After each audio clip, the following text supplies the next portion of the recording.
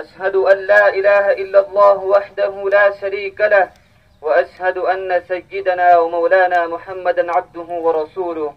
أما بعد، قال الله تبارك وتعالى في القرآن المجيد والفرقان الحميد: فأعوذ بالله من الشيطان الرجيم، بسم الله الرحمن الرحيم: لن ينال الله لحومها ولا دماؤها ولكن يناله التقوى منكم. صدق الله العظيم. عباد الله، إن الأضاحي التي يقدمها المسلمون في كل سنة بمناسبة عيد الأضحى في كل زمان ومكان في مشارق الأرض ومغاربها إنما هي تذكار خالد لسيدنا إبراهيم عليه وعلى نبينا أطيب التحيات والتسليمات. الله أكبر، الله أكبر، لا إله إلا الله والله أكبر، الله أكبر ولله الحمد. لقد صور القرآن الكريم ذلك المشهد العظيم.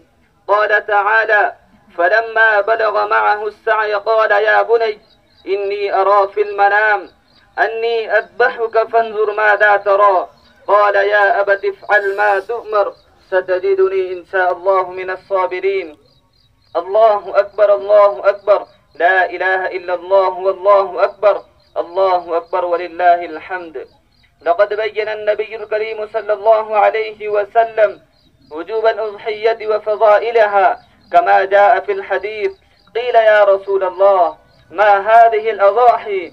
قال رسول الله صلى الله عليه وسلم: سنة أبيكم إبراهيم. قالوا: فما لنا فيها يا رسول الله؟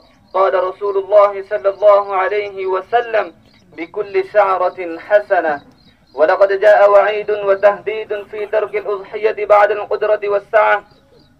قال النبي صلى الله عليه وسلم: من وجد سعة لأن يضحي فلم يضحي فلا يحضرن مصلانا. الله أكبر، الله أكبر، لا إله إلا الله والله أكبر، الله أكبر ولله الحمد. لكل عمل روح، فروح الأضحية الإخلاص وابتغاء مرضات الله والاحتساب ورجاء الأجر والثواب ما يترتب على هذا العمل الجليل. قال تعالى: لن ينال الله لحومها ولا دماؤها ولكن يناله التقوى منكم. بارك الله لنا ولكم في القرآن المجيد، ونفعنا وإياكم بالآيات والذكر الحكيم. فالحمد لله نحمده ونستعينه ونستغفره ونؤمن به ونتوكل عليه، ونعوذ بالله من شرور أنفسنا ومن سيئات أعمالنا. من يهده الله فلا مضل له ومن يضلله فلا هادي له. ونشهد أن لا إله إلا الله وحده لا شريك له، ونشهد أن سيدنا ومولانا محمدا عبده ورسوله الذي أرسل بالحق بشيرا ونذيرا. إن الله وملائكته يصلون على النبي يا أيها الذين آمنوا صلوا عليه وسلموا تسليما. قال النبي صلى الله عليه وسلم: أرحم أمتي بأمتي أبو بكر، وأشدهم في أمر الله عمر، وأصدقهم حياء عثمان، وأقواهم علي، وفاطمة سيدة نساء أهل الجنة، والحسن والحسين سيدا شباب أهل الجنة، وحمزة أسد الله وأسد رسوله رضوان الله تعالى عليهم أجمعين. اللهم اغفر للعباس وولده مغفرة ظاهرة وباطنة لا تغادر ذنبا.